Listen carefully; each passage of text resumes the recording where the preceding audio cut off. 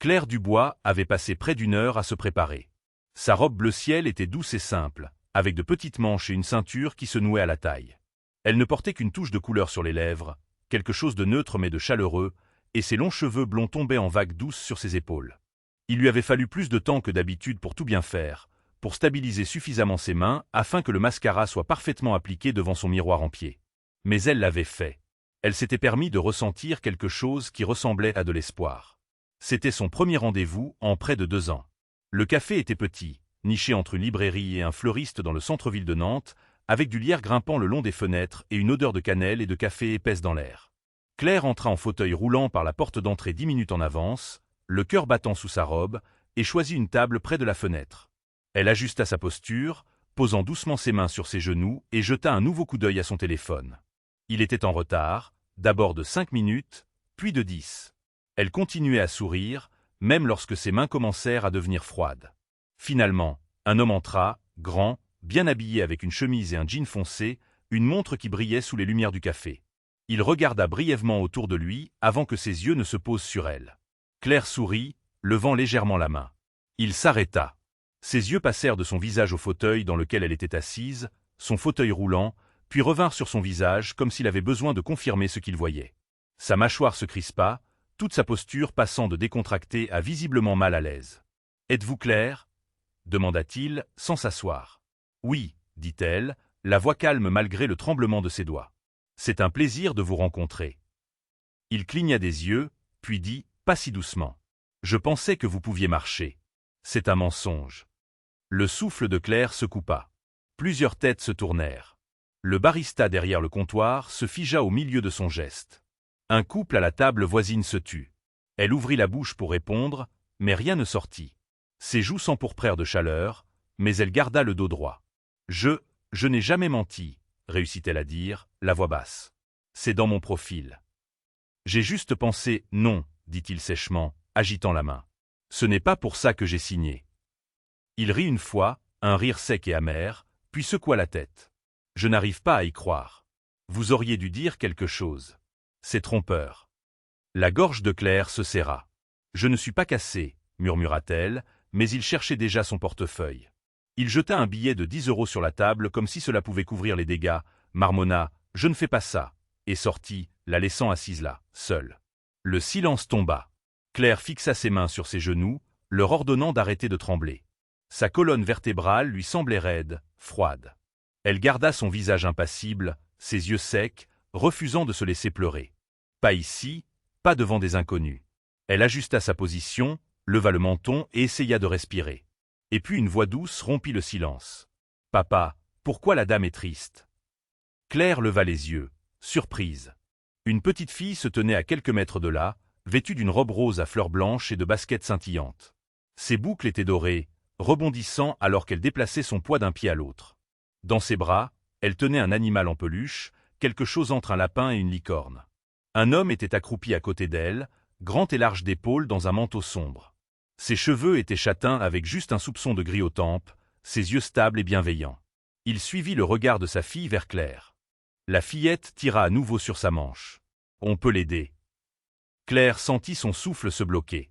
L'homme se leva, offrant à Claire un doux sourire alors qu'il s'approchait de sa table. Sa voix était chaleureuse mais pas intrusive. « Cela vous dérange si nous vous tenons compagnie ?» demanda-t-il doucement. « Rosie est assez douée pour remonter le moral des gens. » Claire regarda l'homme, puis la petite fille, Rosie, qui souriait maintenant timidement et agitait la main. Pendant un instant, elle ne put parler, mais le poids dans sa poitrine, l'humiliation encore vive d'il y a quelques minutes à peine, commença à s'alléger légèrement. Elle hocha la tête. « Bien sûr, » dit-elle tranquillement. « J'aimerais bien. » L'homme s'appelait Julien. Il avait un regard qui semblait comprendre les silences autant que les mots. Il s'assit avec une aisance qui mit immédiatement Claire un peu plus à l'aise, comme s'il était un vieil ami arrivant juste au bon moment. Il n'a pas posé de questions, n'a pas offert de pitié, il a simplement créé un espace sûr avec sa présence. Il a commandé 2 chocolats chauds et un café crème, les plaçant sur la table avec un geste simple. Pour Rosie, le chocolat était une aventure, avec une montagne de crème fouettée qu'elle attaquait avec une concentration intense. Pour Claire, c'était une encre, la chaleur de la tasse se propageant dans ses mains froides, chassant une partie du frisson qui s'était installé en elle. Elle observait Julien interagir avec sa fille, un mélange de patience et d'amusement. Il lui racontait des histoires douces sur les nuages qui ressemblaient à des animaux et écoutait attentivement ses descriptions élaborées de sa licorne en peluche, qu'elle avait nommée Paillette. Il y avait une tendresse dans ses gestes, une profondeur dans son regard lorsqu'il regardait Rosie, qui parlait d'un amour immense et peut-être aussi d'une perte. Claire se surprit à se détendre, le nœud dans son estomac se desserrant un peu plus à chaque minute qui passait. La conversation commença lentement, par de petites observations sur le temps, sur le café, sur la façon dont Paillette la licorne semblait apprécier son propre coin de table. Julien avait un don pour poser des questions qui n'étaient pas inquisitrices mais simplement curieuses, des questions sur ses centres d'intérêt, ses passions, qui la ramenaient à la personne qu'elle était au-delà de son fauteuil, au-delà de l'incident humiliant. Elle se retrouva à parler de son amour pour l'art, pour les couleurs vives et les textures, pour la façon dont un simple coup de pinceau pouvait raconter une histoire entière. Elle n'avait pas parlé de sa passion avec autant d'ouverture depuis longtemps. La plupart des gens, après avoir appris sa situation, orientaient la conversation vers l'inspiration et le courage, la transformant en une sorte de symbole. Mais Julien écoutait simplement, hochant la tête, ses yeux montrant un intérêt sincère pour son art lui-même, pas pour le récit qui l'entourait. Rosie, quant à elle, était une source constante de joie et de distraction. Elle insistait pour que Claire voie sa collection d'autocollants, qui comprenait non seulement des étoiles scintillantes, mais aussi des dinosaures portant des chapeaux de fête et des chatons pilotant des fusées. Chaque autocollant avait une histoire, que Rosie racontait avec un sérieux dramatique. La chaleur dans le café, la douceur du chocolat, le bavardage innocent de Rosie et la présence calme de Julien commencèrent à reconstruire ce que la cruauté de Marc avait brisé quelques instants auparavant. C'était plus qu'une simple gentillesse, c'était un acte de restauration silencieuse. Il ne réparait pas un moment douloureux, il le remplaçait par un nouveau, un moment de connexion humaine simple et authentique. Le billet de 10 € que Marc avait jeté sur la table était toujours là. À un moment donné, Julien le remarqua. Sans un mot, il le prit, se leva et le glissa dans le pot à pourboire sur le comptoir. Quand il revint, il ne mentionna rien. Ce petit geste en disait long. Il ne s'agissait pas d'effacer l'insulte, mais de la transformer en quelque chose d'autre, une petite contribution à la journée de quelqu'un d'autre. Claire sentit une vague de gratitude si intense qu'elle eut du mal à l'exprimer. Elle se contenta de lui offrir un petit sourire, et il lui sourit en retour, un accord silencieux passant entre eux. Le monde extérieur, avec son jugement et sa dureté, semblait s'estomper, laissant seulement cette petite bulle de chaleur et d'acceptation à leur table près de la fenêtre. Pour la première fois de la journée, Claire oublia presque le fauteuil roulant sous elle. Elle n'était pas un handicap ou une situation, elle était simplement Claire, partageant un moment avec deux inconnus qui, étrangement, lui semblaient déjà un peu moins inconnus. Rosie grimpa sur la chaise en face de Claire sans hésitation, ses petites jambes se balançant alors qu'elle se rapprochait de la table. Elle posa sa licorne en peluche sur le siège à côté d'elle, puis fouilla dans son petit sac à dos scintillant et en sortit une feuille d'autocollant. « Ce sont mes étoiles scintillantes », annonça-t-elle. « Tu en veux une ? Tu as l'air d'une personne scintillante. » Claire cligna des yeux, prise au dépourvu par l'énergie de la fillette, mais elle se surprit à sourire. Un vrai sourire involontaire qui adoucit ses joues et apaisa la tension dans sa poitrine. « J'en aimerais beaucoup une, » dit-elle. Rosie décolla une étoile rose vif et tendit le bras par-dessus la table. Claire se pencha en avant et laissa Rosie la placer doucement sur le dos de sa main. « Parfait, » déclara Rosie. « Maintenant, on est pareil. » Elle montra sa propre main à Claire. 3 étoiles scintillantes d'affilée, l'une d'elles tachée de chocolat. « Tu veux un cookie ? Je peux partager le mien. » Papa dit que partager est le moyen le plus rapide de se faire un ami. Claire jeta un coup d'œil au cookie, à moitié mangé et s'effritant sur les bords, et eut un petit rire. « Merci. Peut-être juste un petit morceau. » Rosie en arracha un morceau et le posa soigneusement sur une serviette devant Claire. La gentillesse de l'enfant, si naturelle et sans filtre, commença à faire fondre la lourdeur que Claire portait depuis le moment où elle était entrée dans le café. De l'autre côté de la table, Julien s'assit lentement, ses mouvements calmes et sans hâte. Il adressa à Claire un petit sourire, rassurant, pas apitoyé. « Vous n'avez rien à expliquer, » dit-il tranquillement. « Mais vous ne méritez pas non plus ce qu'il a fait. » Claire croisa son regard. Elle s'attendait à de l'inconfort, ou peut-être à ce ton excessivement sympathique que les gens utilisaient parfois quand ils ne savaient pas quoi dire. Mais il n'y avait rien de tout cela dans la voix de Julien. Pas de gêne, pas de condescendance, juste une sincérité tranquille. « Merci, » dit-elle. Sa voix se brisa légèrement, alors elle s'éclaircit la gorge. Ce n'est pas la première fois, mais ça frappe toujours comme si c'était la première fois. Julien hocha la tête une fois. « Je suis désolé que ça doive frapper du tout. » Il y eut une pause, douce, non tendue, juste le rythme de personnes s'installant dans une compagnie inattendue. Claire regarda Rosie commencer à aligner des paquets de sucre comme des dominos. La petite fille fredonnait pour elle-même, sa robe rose se froissant à chaque mouvement. Sa joie était contagieuse, une lumière se déversant dans l'espace qui venait de contenir la honte et le silence. « Elle est adorable », dit doucement Claire. « Elle est tout », répondit Julien. Une douceur dans sa voix qui venait de quelque part de profond. « Elle me garde les pieds sur terre. Me rappelle chaque jour que la vie est encore belle. » Il y avait quelque chose dans la façon dont il le disait. Quelque chose dans la façon dont ses yeux s'attardaient sur sa fille, tendre mais teinté d'une douleur tranquille. Claire pencha légèrement la tête. Sa maman.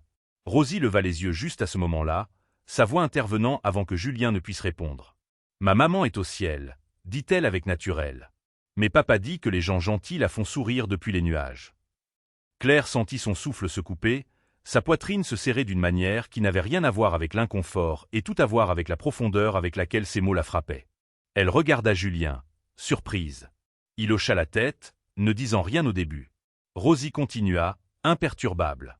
Alors quand on voit quelqu'un de gentil ou quelqu'un qui est courageux, papa dit « Regarde en haut, Rosie ». Maman sourit. La gorge de Claire se noua autour de quelque chose d'inexprimé. Elle posa une main sur l'autocollant rose que Rosie lui avait donné comme pour le maintenir en place, et peut-être pour se maintenir elle-même en place aussi. « C'est magnifique », dit-elle après un moment. « Et elle doit sourire beaucoup. » Rosie sourit. « Surtout quand je partage des cookies. » Julien sourit faiblement mais n'interrompit pas. Ses yeux étaient sur Claire, l'étudiant, stable mais bienveillant. Et Claire, pour la première fois de la journée, sentit quelque chose changer en elle. Ce n'était pas seulement le réconfort de ne pas être jugée. Ce n'était pas seulement l'acceptation innocente d'une enfant. C'était d'être vue pleinement, simplement, et de ne pas être rejetée. Elle regarda de nouveau Rosie, puis revint à Julien, et dit tranquillement « Merci de ne pas avoir détourné le regard ». La réponse de Julien fut simple, mais elle signifiait tout. « Jamais je ne le ferai ». La conversation qui suivit fut légère et facile. Ils parlèrent de tout et de rien.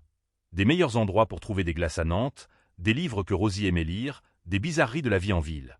Julien raconta une histoire amusante sur la tentative de Rosie de construire un fort pour Paillette la licorne entièrement avec des coussins de canapé, une entreprise qui s'était soldée par un effondrement comique et un salon couvert de plumes. Claire, à son tour, partagea une anecdote sur son chat, un félin majestueux mais paresseux nommé Gustave, qui croyait fermement que tous les cartons, quelle que soit leur taille, étaient des trônes spécialement conçus pour lui. En riant, une partie de la tension qu'elle portait dans ses épaules depuis des semaines sembla se dissiper. C'était rafraîchissant de parler à quelqu'un qui ne marchait pas sur des œufs autour d'elle, qui ne la traitait pas comme si elle était fragile. Julien la traitait comme une égale, une personne intéressante avec des histoires à partager, pas comme un projet ou une cause. Il la regarda dans les yeux quand elle parlait, et son attention était totale. Il ne laissait pas son regard dériver vers son fauteuil, ce geste subtil mais courant qui la faisait toujours se sentir réduite à son état physique. Avec lui, elle se sentait simplement elle-même. À un moment donné, le barista apporta une autre tournée de chocolat chaud, offerte par la maison. Pour la dame scintillante et ses nouveaux amis, dit-il avec un clin d'œil à Rosie. La gentillesse inattendue du personnel, la chaleur persistante de la tasse entre ses mains, et le rire de Rosie créèrent une atmosphère presque magique. Le café, qui avait été le théâtre de son humiliation, se transformait en un sanctuaire. C'était un rappel puissant que le même endroit pouvait contenir à la fois une grande douleur et une grande bonté. Alors que le soleil commençait à descendre, projetant de longues ombres à travers la pièce, Claire réalisa qu'elle ne voulait pas que ce moment se termine. La peur et la solitude qui avaient été ses compagnons constants semblaient s'être retirés dans un coin lointain. À leur place, il y avait un sentiment de connexion. Fragile mais réel. Elle regarda Julien, qui aidait Rosie à nettoyer des miettes de cookies sur le visage de Paillette. Il le faisait avec une telle tendresse naturelle. C'est alors qu'elle comprit la profondeur de ses paroles plus tôt. Il ne détournerait pas le regard parce qu'il avait déjà regardé la perte et la douleur droit dans les yeux. Il savait ce que c'était que de se sentir vulnérable. Et dans cette connaissance partagée, même si leurs expériences étaient différentes, il y avait un terrain d'entente, un respect mutuel qui transcendait les mots. Le soleil de fin d'après-midi avait transformé le ciel en un doux or lorsque Julien demanda « Aimeriez-vous faire une promenade ? Il y a un petit parc juste à un pâté de maison d'ici. Rosie adore la station de Bulle là-bas. » Claire hésita. Les roues de son fauteuil étaient encore inclinées de la façon dont elle s'était positionnée pour partir après le rendez-vous, à l'époque où elle pensait qu'elle s'en irait seule. Elle jeta un coup d'œil à Rosie, qui montrait maintenant ses autocollants scintillant au barista. Puis à Julien, dont l'offre n'était pas remplie de pitié, mais d'une invitation tranquille. « J'aimerais bien, » dit-elle finalement. Le parc était le jardin des plantes, un havre de paix niché au cœur de Nantes, avec des arbres centenaires dont les feuilles commençaient à prendre les teintes orangées de l'automne. Le chemin serpentait doucement à travers des parterres de fleurs sauvages et des espaces de jeu. Rosie courut devant, sa robe rose flottant, agitant une petite bouteille de savon à bulles que le personnel du café lui avait offerte. « Papa, regarde. Je vais faire la plus grosse de toutes. » Claire roulait aux côtés de Julien, ses mains stables sur les mains courantes, sa posture droite. Le silence entre eux était calme, pas lourd, juste deux personnes partageant un espace en compagnie du rire d'un enfant. Julien commença doucement. « Que faites-vous quand vous ne subissez pas de terribles premiers rendez-vous » Claire laissa échapper un petit rire. « Je suis illustratrice indépendante, principalement pour des livres pour enfants. J'aime dessiner des mondes où personne n'est jamais laissé pour compte. » Les sourcils de Julien se levèrent. « C'est étonnamment parfait. » Claire le regarda. « Et vous » ? « Je dirige une start-up de technologie de la santé, » répondit-il. « Nous travaillons sur des solutions de mobilité adaptative, des choses comme des prothèses intelligentes, des capteurs intégrés au fauteuil, ce genre de choses. » Claire haussa un sourcil amusé. « Soit vous êtes très dévoué à votre travail, soit c'est une coïncidence élaborée. » Julien gloussa. « J'avoue que c'est plus une mission qu'un travail. » Ils s'arrêtèrent près d'un banc alors que Rosie courait vers la pelouse, des bulles traînant derrière elle comme de la poussière de fée. Claire la regarda un instant, puis baissa les yeux sur ses propres mains sur ses genoux. « Ce n'a pas toujours été comme ça, » dit-elle tranquillement. « Il y a 3 ans, je m'entraînais pour les championnats nationaux de gymnastique. La poutre était ma spécialité. J'avais fait cette routine des centaines de fois. » Julien ne dit rien, attendit simplement. Claire inspira. « Une réception s'est mal passée, juste un peu. Mon talon a glissé à la sortie. Je me souviens du craquement dans mon dos avant même de toucher le tapis. Puis plus rien de la taille aux pieds. » L'expression de Julien ne changea pas. Pas d'une manière qui la fit se sentir petite ou prise en pitié. Son regard resta stable. Elle continua, la voix plus douce. « Les gens n'arrêtaient pas de dire que j'étais forte, courageuse, inspirante, mais aucun d'eux n'est resté assez longtemps pour voir ce qui venait après. Les opérations, la dépression, le fait que certains jours, sortir du lit ressemblait à une épreuve olympique. » La voix de Julien était basse. « Mais vous êtes sorti du lit. » Claire le regarda, surprise. « Je l'ai fait, » dit-elle. « Finalement. Parce que j'ai réalisé que je n'étais pas cassé, juste recablé. » Il y eut un silence d'un instant. Puis Julien dit « Je pense que c'est ça, la force. » Claire cligna des yeux, surprise par la simplicité du compliment. Pas de fanfare, pas d'exagération, juste la vérité. Elle sourit. Cette fois, pas par politesse, mais quelque chose de réel, quelque chose venant du plus profond d'elle-même. « J'essaie d'y croire à nouveau, » dit-elle. Il jeta un coup d'œil à ses mains posées sur les roues. « Vous rendez la chose facile à croire. » Juste à ce moment-là, Rosie cria « Regardez, regardez !» et accourut avec une énorme bulle de savon bancal flottant à côté d'elle. Elle flotta à quelques centimètres au-dessus des genoux de Claire, attrapant la lumière du soleil et reflétant toutes les nuances du ciel. Claire rit, un son que Julien n'avait pas entendu d'elle auparavant. Léger, sans fardeau, plein. Rosie poussa un cri de joie et applaudit. « Tu as souri. Ça veut dire que j'ai gagné. » Claire tendit la main et fit éclater doucement la bulle. « Tu as définitivement gagné. » Julien se tenait à côté d'elle, les regardant toutes les deux. Et pour la première fois depuis l'accident, Claire réalisa qu'elle ne se sentait pas comme quelqu'un ayant besoin d'être secourue. Elle se sentait simplement vue. La conversation reprit alors qu'ils continuaient leur promenade le long des sentiers sinueux du parc. Julien lui posa des questions sur son processus créatif, comment elle traduisait les émotions en couleurs et en formes. Claire se retrouva à lui parler de ses personnages récurrents, en particulier d'une petite renarde courageuse qui portait des lunettes et explorait des forêts enchantées. C'était un personnage qu'elle avait créé pendant ses jours les plus sombres à l'hôpital, une projection de la bravoure qu'elle avait du mal à trouver en elle-même. Julien écoutait avec une attention qui la désarmait. Il ne se contentait pas d'entendre ses mots. Il semblait comprendre les sentiments inexprimés qui se cachaient derrière eux. Il lui parla à son tour de sa propre mission. Il expliqua que sa femme, Hélène, avait lutté contre une maladie dégénérative pendant des années. Il avait vu de près les frustrations et les limites imposées par un corps qui ne coopérait plus. Après son décès, il avait quitté son emploi dans une grande entreprise technologique pour fonder sa propre société, déterminé à utiliser la technologie pour rendre le monde plus accessible, pour redonner de l'autonomie et de la dignité aux gens. Il parlait d'elle avec une tristesse douce, mais aussi avec une admiration évidente. Elle n'a jamais laissé sa maladie la définir, dit-il, sa voix s'adoucissant. Elle disait toujours que son esprit était plus grand que sa chaise. Ces mots résonnèrent profondément en Claire. Recablée, avait-elle dit. Plus grande que sa chaise, avait dit Hélène. C'était la même vérité, exprimée différemment. Un lien invisible se tissa entre eux, un lien forgé dans la compréhension mutuelle de la résilience face à l'adversité. Ils ne parlaient plus en tant qu'inconnus. Ils partageaient des fragments de leurs âmes, des morceaux de leurs histoires les plus vulnérables. Alors que le soleil commençait à se coucher, peignant le ciel de teintes roses et violettes, Rosie, épuisée par ses aventures de bulles, vint se blottir contre Julien. Il la souleva sans effort dans ses bras, où elle s'endormit presque instantanément, sa tête reposant sur son épaule. Ils retournèrent vers la sortie du parc en silence, un silence confortable rempli de tout ce qui avait été dit et de tout ce qui n'avait pas eu besoin de l'être. En arrivant devant le café où tout avait commencé, Julien se tourna vers elle. « Merci pour cette promenade, Claire. Vous avez illuminé ce qui aurait pu être une journée ordinaire. »« C'est moi qui vous remercie, » répondit-elle sincèrement. « Vous et Rosie.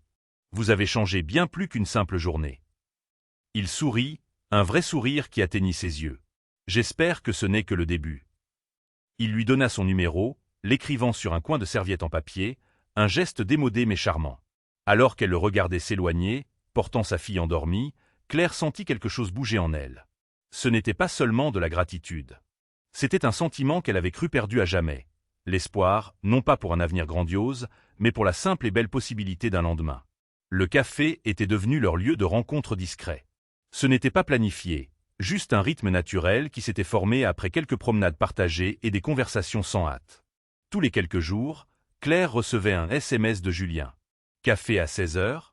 Rosie insiste sur le fait que le chocolat chaud d'ici est magique. Et d'une manière ou d'une autre, Claire disait toujours oui. Cette fois, Rosie était avec sa grand-mère, offrant à Claire et Julien un moment inattendu. Les fenêtres du café s'embuaient doucement à cause du froid extérieur, et Claire était assise en face de Julien, ses mains enroulées autour d'une tasse de thé chaude, la vapeur effleurant sa joue. Julien avait apporté son iPad, passant en revue quelques présentations pour une réunion le lendemain matin. « Je peux être ennuyeux pendant 15 minutes ?» demanda-t-il avec un sourire. « Ensuite, je suis tout à toi. »« Marché conclu, » sourit Claire. « Tant que tu me laisses voler un cookie. »« Fait. » Elle attrapa l'assiette alors qu'il faisait défiler les diapositives du projet, des graphiques, des allocations budgétaires, jusqu'à ce qu'une diapositive attire son attention. Elle était intitulée « Subvention de réadaptation neuromotion mise en œuvre de la phase 2 ». En dessous, un logo qu'elle connaissait par cœur, Centre de réadaptation de la Loire. Son souffle se coupa. « C'est. » Elle se pencha, plissant les yeux. « C'est le centre où j'étais. » Julien s'arrêta au milieu d'un geste. « Vraiment ?» Claire hocha lentement la tête. « C'est là que j'ai passé près d'1 an. Cette nouvelle aile de thérapie aquatique, elle est dans cette proposition. » Julien se renversa sur sa chaise, un air de réalisation commençant à poindre sur son visage. C'était l'un de nos premiers cycles d'investissement. Nous avons beaucoup insisté auprès du conseil d'administration. Beaucoup de gens n'en voyaient pas la valeur. Elle le regarda. « Mais vous, si. » Il croisa son regard. « Sérieux maintenant. »« Oui. Je l'ai fait. » Il y eut un moment de silence. Quelque chose d'épais dans l'air entre eux. Pas de la tension, mais la gravité de quelque chose d'important. Claire demanda doucement. « Saviez-vous que j'étais là-bas à l'époque ?» Julien secoua la tête, sa voix calme. « Non, je ne le savais pas, » une pause. « Mais je suis heureux que vous y ayez été. » Claire baissa les yeux, puis sourit doucement. « Cet endroit, il a tout changé. Sans le tapis de course sous-marin, je n'aurais jamais retrouvé l'équilibre de mon tronc. Je ne pouvais pas m'asseoir sans harnais pendant 6 mois. Et puis un jour, je n'en ai plus eu besoin. » Elle leva de nouveau les yeux vers lui, ses yeux brillants. « Cette aile m'a donné de l'espoir. » Julien expira, se penchant en avant. « C'est pour ça que nous le faisons. C'est ce que c'est censé être. Pas seulement des marges et un impact sur le marché, mais des histoires comme la vôtre, des gens comme vous. » Je n'aurais jamais pensé rencontrer l'homme derrière le chèque, dit-elle légèrement, mais quelque chose dans les mots resta en suspens. Et je n'aurais jamais pensé partager un cookie avec quelqu'un dont j'ai accidentellement aidé à reconstruire la vie. Ils rirent tous les deux doucement, mais aucun ne détourna le regard. C'était étrange, ce passé calme et partagé que ni l'un ni l'autre ne savaient partager jusqu'à présent. Comme deux pages du même livre, enfin cousues dans le même chapitre. La pluie tapotait doucement à la fenêtre. Les doigts de Julien tambourinèrent une fois sur la table. « Je n'arrête pas de penser à ce jour-là, » admit-il. Quand Rosie a demandé pourquoi vous aviez l'air triste. Claire sourit, regardant par la fenêtre. Elle n'a pas vu un fauteuil roulant, juste une personne. Elle est douée pour ça, dit Julien. Elle ne voit pas de limite, juste des gens qui valent la peine d'être connus. Claire remua son thé. Je pense que c'est peut-être ça, la vraie thérapie. Être vue. Pas comme la blessée ou la forte survivante, mais juste Claire. Vous êtes Claire, dit Julien, bien avant et bien après le fauteuil. Cela n'a jamais changé. Quelque chose en elle se détendit à ces mots. Non pas parce qu'ils étaient poétiques, mais parce qu'il les pensait. Et soudain, ce café ne ressemblait plus à un arrêt temporaire entre une vieille douleur et de nouvelles peurs. Il ressemblait au début de quelque chose qui voyait les deux et restait. Leur conversation s'approfondit, s'éloignant de la coïncidence de leur passé commun pour explorer les philosophies qui les animaient. Julien expliqua que la création de son entreprise n'était pas seulement une réaction à la maladie de sa femme, mais une conviction fondamentale que la technologie devait servir l'humanité de manière tangible. Il était frustré par un secteur obsédé par les réseaux sociaux et la commodité, alors que tant de besoins humains fondamentaux restaient non satisfaits. Nous avons des téléphones qui peuvent reconnaître nos visages, mais nous avons encore des villes qui sont des labyrinthes pour quiconque n'a pas de jambes qui fonctionnent parfaitement, dit-il avec une passion tranquille. Cela n'a aucun sens. Claire, à son tour, parla de son art d'une manière qu'elle ne l'avait jamais fait auparavant. Elle expliqua que son travail n'était pas seulement une évasion, mais une forme de reconquête. Quand on perd le contrôle de son corps, dit-elle en regardant ses mains, on cherche le contrôle ailleurs. Pour moi, c'est la toile. Je décide des couleurs, des formes, du mouvement. Dans mon art, je ne suis pas limité. Je peux voler, danser, courir. C'est une liberté que personne ne peut m'enlever. Il y avait une compréhension profonde qui passait entre eux. Ils étaient tous les deux des bâtisseurs. Elle construisait des mondes sur toile, des mondes où la vulnérabilité était une force et où personne n'était laissé pour compte. Ils construisaient des outils pour le monde réel, des outils conçus pour abattre les barrières et restaurer l'indépendance. Leurs chemins, bien que différents, étaient parallèles dans leur intention. Alors que la conversation se calmait, un silence confortable s'installa. Claire se sentit vue d'une manière qui allait au-delà de la simple acceptation. Julien ne voyait pas seulement Claire, l'artiste en fauteuil roulant. Il voyait les couches complexes qui la composaient, la gymnaste disciplinée qu'elle avait été, la survivante résiliente qu'elle était devenue et la créatrice visionnaire qu'elle était en train de devenir. Il voyait son intelligence, son humour et sa force tranquille. De même, elle voyait au-delà de Julien, le PDG veuf. Elle voyait le mari aimant, le père dévoué, l'idéaliste pragmatique qui essayait de laisser une marque positive sur le monde. Elle voyait la tristesse persistante dans ses yeux, mais aussi l'étincelle d'espoir qui refusait de s'éteindre. Ce lien entre eux était plus qu'une simple attirance. C'était une reconnaissance, une âme qui en reconnaissait une autre. Ils étaient deux personnes qui avaient connu la perte et la transformation, et qui avaient choisi de ne pas se laisser définir par elle. Au lieu de cela, il les avait utilisés comme carburant pour créer quelque chose de nouveau, quelque chose de beau. Alors qu'il se préparait à partir, Julien la regarda, une expression sérieuse sur son visage. « Claire », dit-il, son utilisation de son prénom se sentant soudainement plus intime. « Je suis vraiment content d'être entré dans ce café ce jour-là. »« Moi aussi, Julien, » répondit-elle, son cœur battant un peu plus vite. « Moi aussi. » En sortant dans l'air frais du soir, Claire sentit un changement. L'avenir, qui lui avait si longtemps semblé un territoire inconnu et intimidant, ressemblait maintenant un peu plus à une toile vierge, pleine de possibilités. Et pour la première fois, elle n'avait pas peur de prendre les pinceaux. Quoi qu'il en soit, c'est un dimanche matin que Julien l'a invitée. « Je pensais, » dit-il nonchalamment à leur table de café, « que toi et Rosie pourriez vouloir passer à la maison, dans le jardin. C'était un jardin avant, celui de ma mère. Elle l'adorait. » Claire parut hésitante. « J'adorerais, mais est-ce qu'il y a des escaliers à l'entrée de ta maison ?» Julien hésita une fraction de seconde, à peine perceptible, mais Claire le remarqua. « 3 marches, » admit-il. « Juste au niveau du porche. » Elle eut un petit sourire. Pas amer, juste réaliste. « Je ne peux pas monter les marches. Pas sans aide. La plupart des maisons n'ont pas été construites en pensant à des gens comme moi. »« Je comprends, » dit-il rapidement. « Une autre fois, alors. » Elle hocha la tête poliment, mais quelque chose dans ses yeux s'éteignit. Il le vit et il n'aima pas ça. Cette nuit-là, Julien ne put dormir. L'image de son sourire, lumineux mais tiré juste un peu trop fort, ne le quittait pas. Vers minuit, il passa quelques appels, envoya un message à un ami qui faisait de la menuiserie sur mesure et libéra sa matinée. À l'aube, une simple rampe en bois, lisse, robuste et juste assez large, attendait contre les marches de son porche. Ce n'était pas sophistiqué. Ce n'était pas permanent, mais c'était un accueil. Quand Claire arriva plus tard dans la journée, Rosie se précipita pour l'accueillir la première, sa robe rose s'évasant alors qu'elle dévalait l'allée. « Tu es venue. Papa a fait des muffins. J'ai aidé. » Claire sourit à sa joie, mais ses yeux remarquèrent autre chose. Quelque chose qui lui coupa le souffle. La rampe.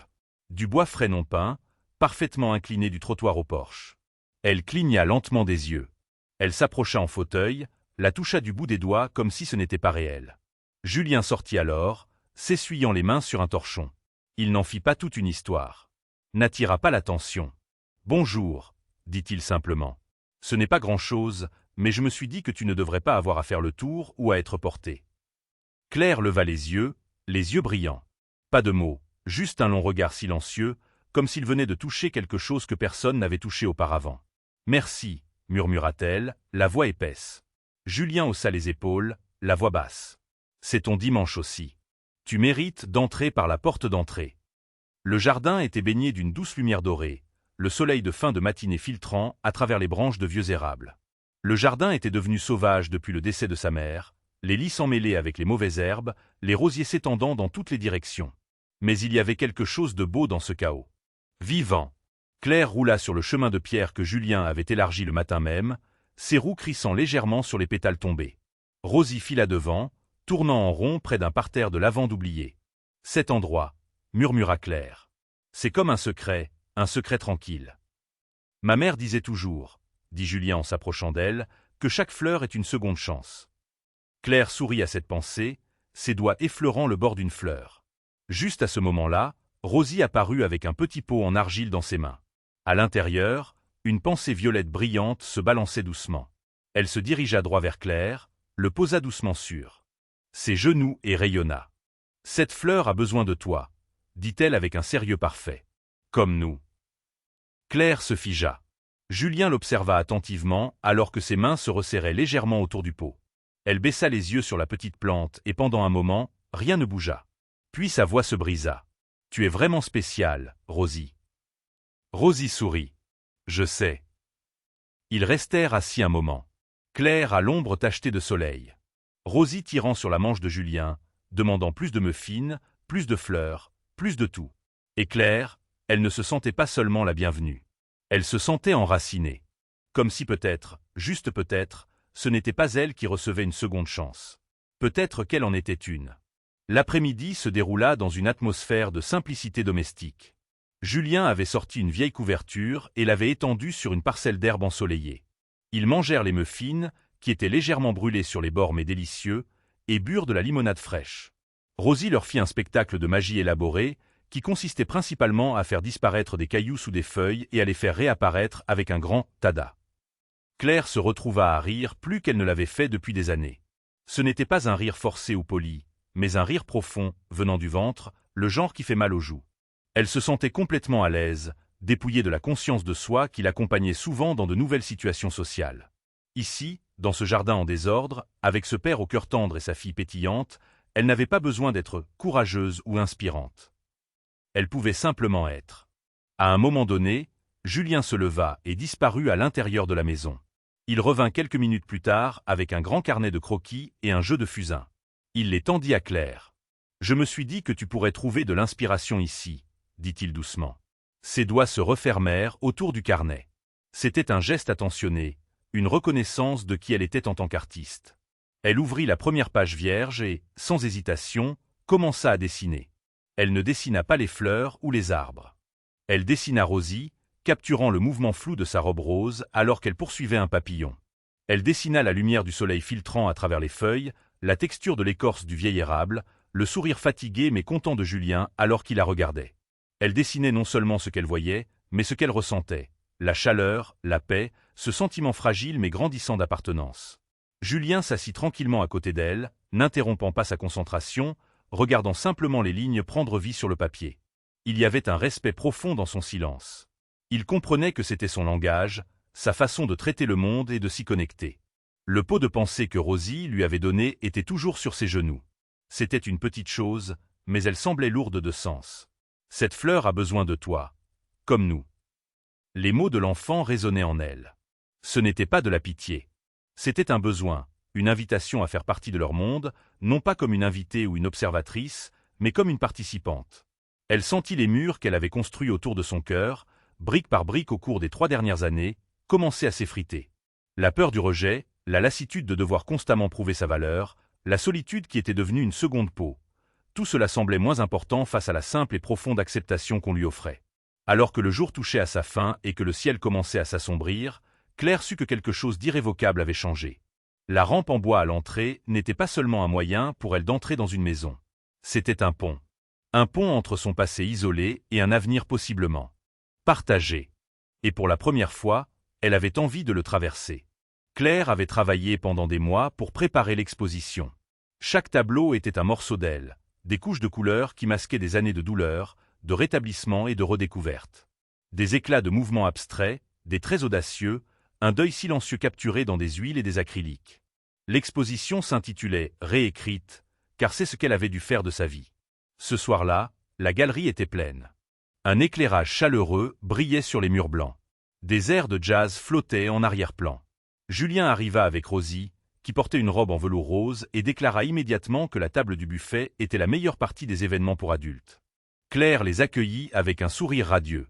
Ses cheveux blonds étaient tressés sur le côté, ses yeux illuminés, non pas de nervosité, mais de fierté. « Je ne savais pas que tu pouvais peindre comme ça, » dit Julien, s'arrêtant devant une œuvre remplie de bleus tourbillonnants et de lignes dorées fracturées. « Je ne le pouvais pas, » dit-elle. « Pas avant le fauteuil. »« Est-ce que ça aide ?» Elle hocha la tête. « Ça me permet de bouger d'une manière différente. » Pendant un moment, tout était parfait. Claire glissait entre les conversations, gracieuse et posée. Julien se tenait à proximité, gardant un œil sur Rosie et lui jetant occasionnellement des regards. La façon dont elle riait maintenant, sans garde, comme quelqu'un qui réapprend à respirer. Jusqu'à ce que cela se produise. 2 femmes en robe de cocktail se tenaient près d'une des plus grandes toiles de Claire. Julien n'écoutait pas aux portes. Il entendit simplement les mots alors qu'il passait pour aller chercher plus de jus pour Rosie. « C'est adorable, » dit une femme, sa voix empreinte d'un charme condescendant, de lui donner un but à nouveau. Les hommes comme ça ont toujours besoin d'un petit projet de rédemption. Julien se figea. Il se retourna lentement seulement pour voir Claire non loin derrière eux, ayant entendu exactement la même chose. Son expression ne changea pas immédiatement. Mais ses yeux ouverts et expressifs, se fermèrent. Sa colonne vertébrale se redressa, ses mains se resserrèrent sur ses roues. Elle se retourna et s'éloigna du groupe, les épaules contractées comme une armure. Julien la suivit. « Claire. »« Je vais bien, » dit-elle platement. Ils sortirent sur la terrasse arrière de la galerie.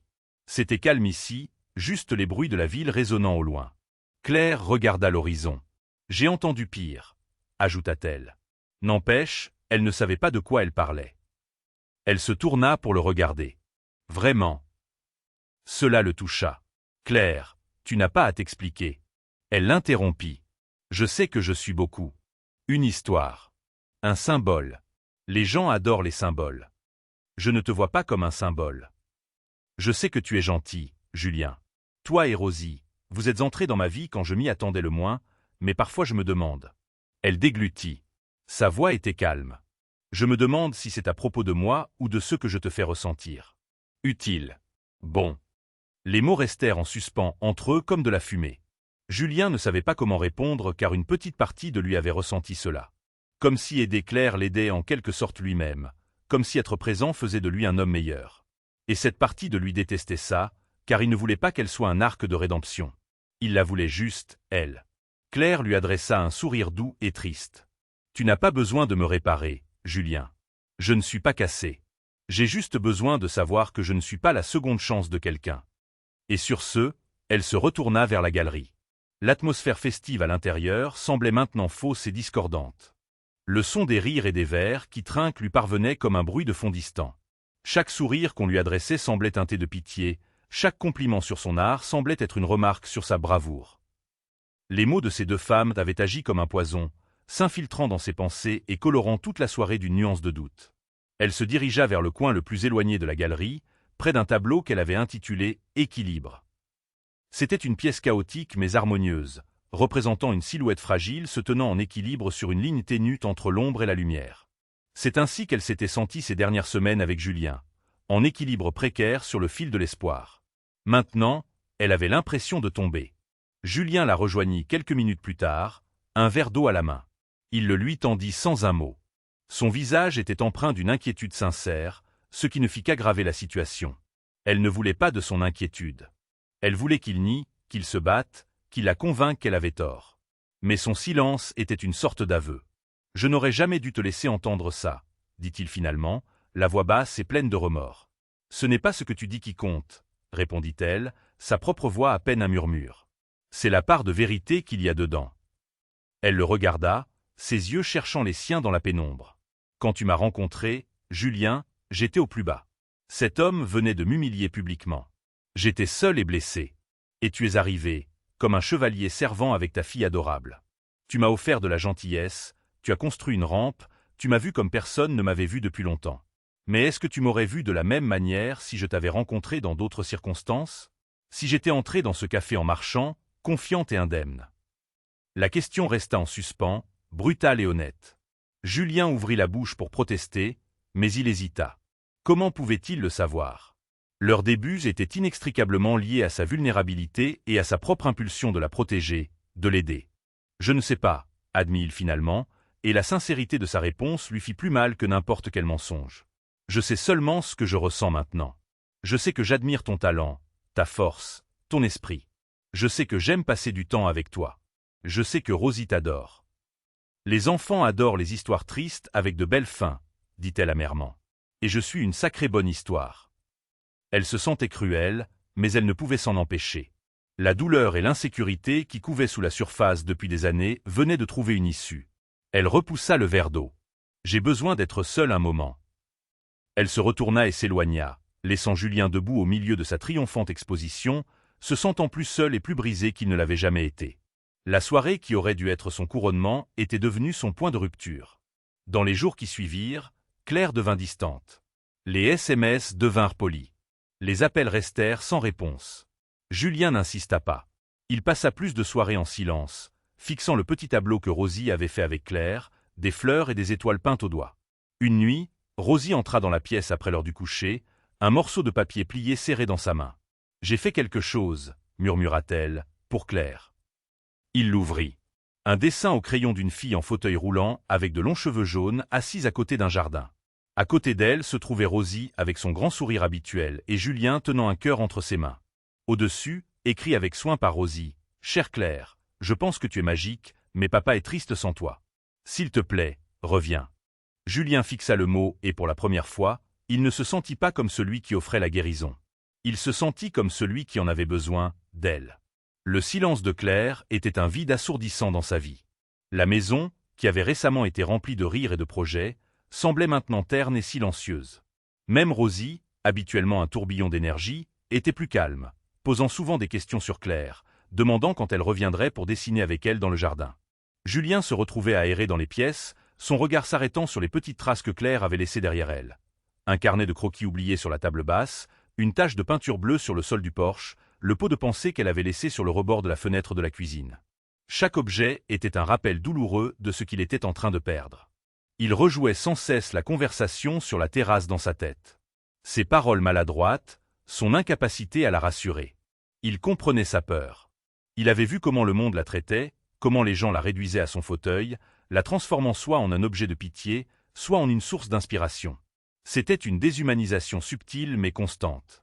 Et il réalisa avec une clarté douloureuse qu'en essayant d'être son protecteur, il était peut-être tombé dans le même piège. Il l'avait peut-être vu, en partie, comme quelqu'un à sauver. Cette prise de conscience fut un coup de poing dans l'estomac. Il ne l'aimait pas parce qu'elle était en fauteuil roulant. Il l'aimait malgré cela, et plus encore, il aimait la personne qu'elle était devenue à cause de cela. Il aimait sa résilience, sa perspective unique, la façon dont elle voyait la beauté dans les choses que la plupart des gens ignoraient. Il aimait la force tranquille qui émanait d'elle, une force née non pas de l'absence de douleur, mais de sa confrontation. Mais comment lui dire tout cela maintenant qu'elle avait fermé la porte? Il se sentait impuissant. Pendant ce temps, Claire était enfermée dans son propre tourment. Elle s'était jetée dans son travail, peignant avec une ferveur presque frénétique, essayant d'exorciser ses démons sur la toile. Mais même là, Julien était présent. La palette de couleurs qu'elle choisissait était plus vive, influencée par les après-midi passés dans son jardin. Les sujets de ses peintures étaient passés de l'abstrait pur à des scènes de connexion et de vulnérabilité.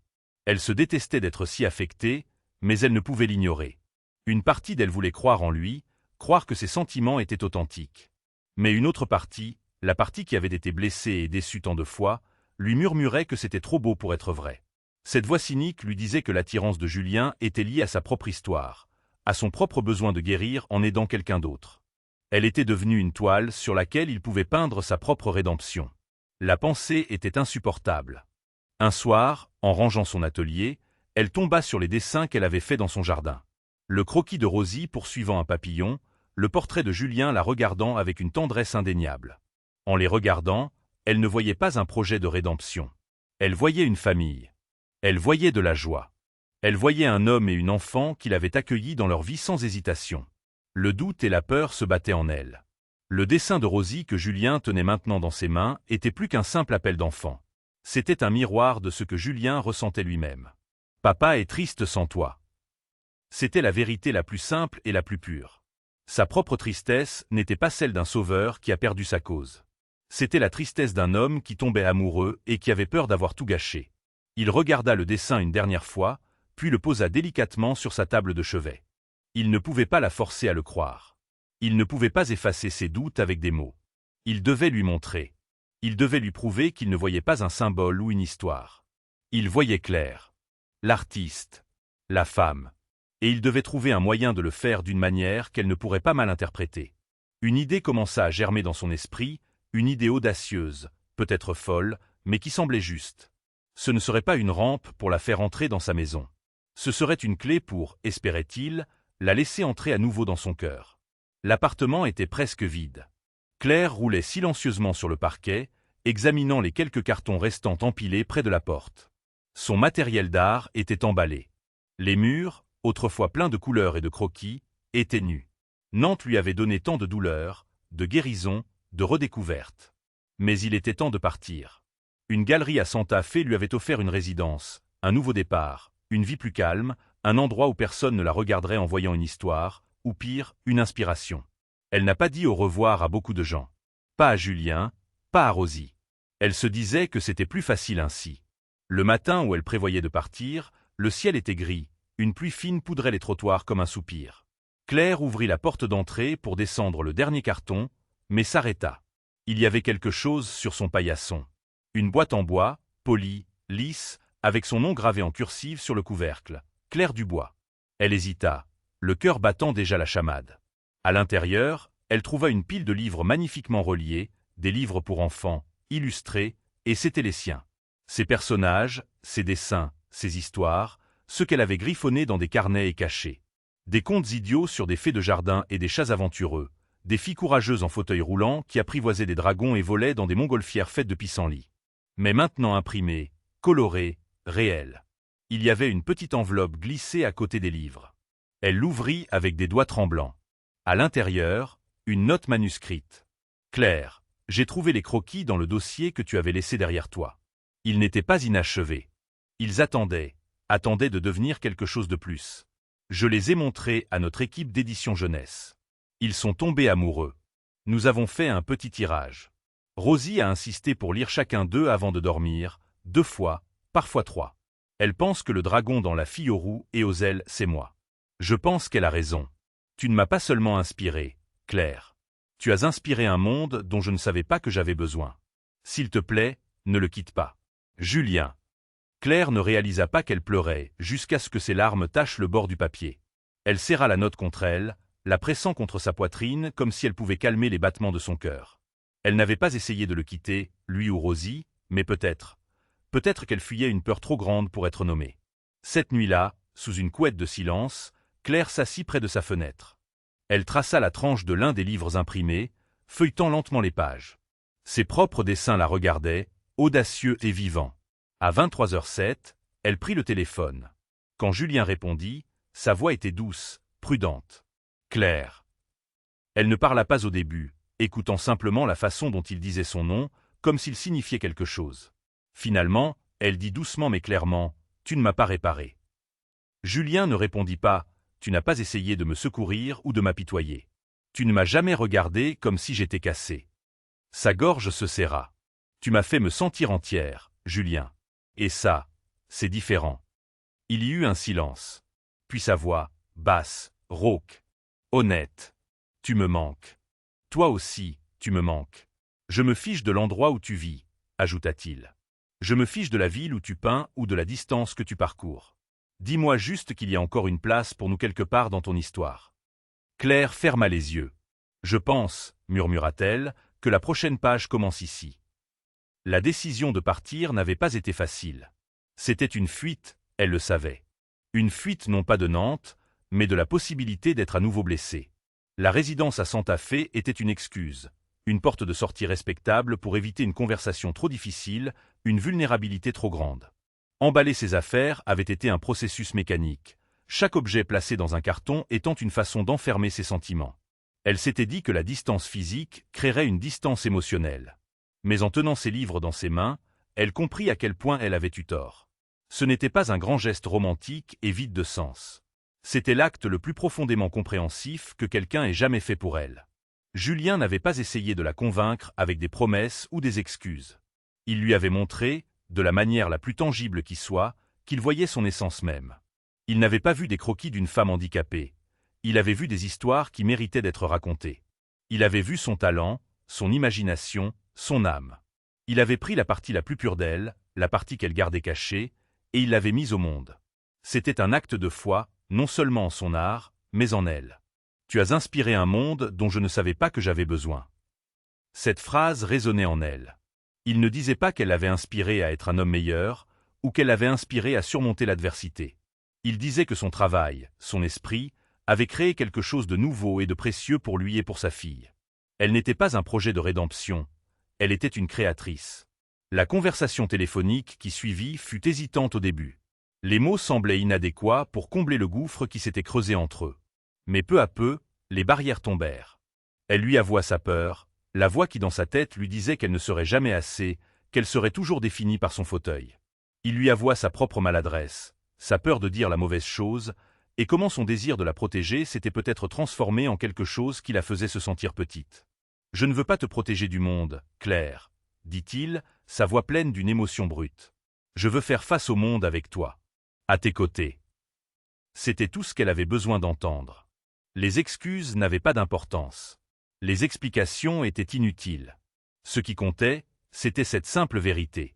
Il ne voulait pas marcher devant elle pour la protéger, ni derrière elle pour la soutenir. Il voulait être à ses côtés. Ils parlèrent tard dans la nuit, non pas pour résoudre le passé, mais pour imaginer un avenir. Ils parlèrent de Santa Fe, et il ne lui demanda pas de rester. Au lieu de cela, il demanda s'il pouvait lui rendre visite. Il parla de ses livres, et elle lui raconta les histoires derrière chaque personnage. Ils rirent pour la première fois depuis des jours, un son qui était comme une pluie de printemps après un long hiver. Quand elle raccrocha finalement, les premières lueurs de l'aube pointaient à l'horizon. L'appartement était toujours à moitié vide, les cartons toujours empilés près de la porte. Mais il ne ressemblait plus à une fin. Il ressemblait à une pause, une page blanche attendant d'être écrite. Elle se dirigea vers les cartons marqués « ART » et les ouvrit. Elle sortit une toile vierge, ses peintures et ses pinceaux. Le déménagement pouvait attendre. Elle avait une nouvelle histoire à raconter. La galerie bourdonnait de chaleur et de lumière. Dehors, des familles se rassemblaient, les enfants serrant des livres colorés, les yeux écarquillés d'émerveillement. À l'intérieur, le long des murs blancs immaculés, le monde de Claire Dubois avait pris vie. Des pages de ses livres d'images encadrées, comme des fenêtres sur la magie. Des filles courageuses en fauteuil roulant volaient avec des papillons. Les forêts dansaient avec la lumière. Les dragons avaient des noms. Les fins étaient douces et lumineuses. Julien Callahan se tenait juste devant la vitrine, tenant la main de Rosie. La petite fille, maintenant âgée de 6 ans, portait sa robe rose préférée et des chaussures scintillantes. Elle sautillait presque. « Est-ce qu'elle est nerveuse ?» demanda Rosie en jetant un coup d'œil à travers la vitre. « Peut-être un peu, » dit Julien en s'agenouillant à côté d'elle. « Les grandes soirées peuvent être un peu effrayantes, mais je pense qu'elle est aussi très fière. Rosie sourit. Je peux aller la voir maintenant. Donnons-lui encore une minute. Mais avant que Julien ne puisse finir sa phrase, les portes d'entrée s'ouvrirent. Et elle était là, Claire. Elle portait une robe crème douce et une écharpe avec de minuscules oiseaux aquarellés imprimés dessus. Ses longs cheveux blonds étaient à moitié relevés, une touche de scintillement près de ses yeux. Son fauteuil avait une petite fleur glissée dans la roue latérale. Probablement l'œuvre de Rosie. Dès que ses yeux se posèrent sur eux, tout son visage s'illumina. « Rosie !» s'écria-t-elle, les bras ouverts. Rosie n'attendit pas. Elle courut à toute vitesse, enlaçant Claire avec toute la joie qu'un enfant pouvait porter. « Tu es venue ?» rayonna Rosie. « Maintenant, les livres ont des fins heureuses comme la nôtre. » Les yeux de Claire se remplirent d'émotion alors qu'elle embrassait le sommet de la tête de Rosie. « C'est grâce à toi qu'ils en ont. » Julien s'avança, plus lentement, plus silencieusement. Mais le regard dans ses yeux était aussi fort qu'une déclaration. Elle tendit la main et il la prit instantanément. « Tu ne m'as pas sauvé, Julien, » dit doucement Claire, sa voix seulement pour lui. « Tu m'as choisi. » La main de Julien se resserra doucement autour de la sienne. « Chaque jour, » murmura-t-il. « Pour toujours, si tu me le permets. » Elle sourit. Un vrai sourire, honnête et entier. Puis vint la voix qui fit tourner toutes les têtes dans la pièce. « Est-ce qu'on peut être une famille maintenant ?» demanda Rosie, claire et fière, debout au centre de la galerie. Comme dans les livres. Il y eut une vague de rire, quelques exclamations douces. Les joues de Claire s'empourprèrent, mais elle ne détourna pas le regard. Elle regarda Julien. Il hocha la tête, le cœur dans la gorge, et elle hocha la tête en retour. Des applaudissements éclatèrent. Doux, chaleureux, festifs. Pas pour une femme en fauteuil roulant, pas pour un père célibataire avec un passé, mais pour une famille. Imparfaite, inattendue, belle. Plus tard, lorsque la foule se dispersa et que les lumières s'atténuèrent, ils s'assirent tous les trois sur le sol de la galerie, partageant un cupcake que Rosie avait insisté pour garder. Julien appuya doucement son épaule contre celle de Claire. Elle baissa les yeux vers Rosie, maintenant somnolent contre sa jambe. « Je pensais avoir tout perdu dans cet accident, » murmura Claire. « Mais peut-être que je cherchais juste mon chemin vers vous. » Julien lui embrassa les cheveux. Et Rosie, à moitié endormie, marmonna « le meilleur livre de tous les temps ». Et c'était vrai. Parce que dans cette histoire, personne n'avait eu besoin d'être secouru. Ils avaient simplement eu besoin d'être vus, choisis, aimés. Ensemble, ils étaient entiers. La décision de rester à Nantes n'avait pas été une décision du tout, mais une évidence. Santa Fe pouvait attendre. Sa vie était ici maintenant, non pas parce qu'elle se sentait redevable, mais parce que c'est ici qu'elle se sentait chez elle. La résidence d'artiste était devenue une collaboration à distance, et les cartons dans son appartement avaient finalement été déballés, leur contenu trouvant de nouvelles places dans une vie qui s'entremêlait avec celle de Julien et Rosie. La soirée de lancement du livre n'était pas seulement la célébration d'une réussite professionnelle, c'était la célébration de leur nouvelle réalité. Les amis de Claire étaient là, ceux qui l'avaient connue avant et après l'accident et qui voyaient la lumière dans ses yeux qu'ils n'avaient pas vue depuis des années. La famille de Julien était là, sa mère et son père accueillant Claire avec des étreintes chaleureuses qui ne contenaient aucune trace de pitié, seulement de l'affection. Alors qu'ils étaient assis sur le sol, le silence de la galerie vide les enveloppant, Claire sentit un sentiment de paix profonde. Le chaos de ses peintures abstraites avait trouvé son centre, son équilibre. C'était Julien et Rosie. Julien rompit le silence. « Tu sais, le nom de mon entreprise, Neuromotion. Je l'ai choisi parce qu'il s'agissait de créer un nouveau mouvement, une nouvelle façon pour les gens de naviguer dans le monde. » Il la regarda, ses yeux sérieux et tendres. « Mais tu m'as appris que le mouvement le plus important n'est pas physique. C'est celui du cœur qui s'ouvre à nouveau. » Claire posa sa tête sur son épaule, absorbant ses paroles. « Et toi, » répondit-elle doucement, « tu m'as rappelé que mes roues peuvent m'emmener n'importe où, mais c'est seulement avec vous que j'ai l'impression d'avancer. » Rosie remua dans son sommeil, se blottissant plus près de Claire, une petite main trouvant la sienne. Ce simple contact était plus puissant que n'importe quelle déclaration. C'était un ancrage. C'était l'avenir. Ils restèrent ainsi un long moment, trois silhouettes dans la lumière déclinante, entourées par les mondes qu'elle avait créés. Des mondes où les filles n'avaient pas besoin de jambes pour voler et où les familles n'étaient pas définies par le sang, mais par le choix. Le choix de voir. Le choix de rester. Le choix d'aimer. Le cupcake était mangé, les applaudissements s'étaient tus, mais leur histoire ne faisait que commencer. Et ils savaient, avec une certitude tranquille, qu'elle aurait une fin heureuse.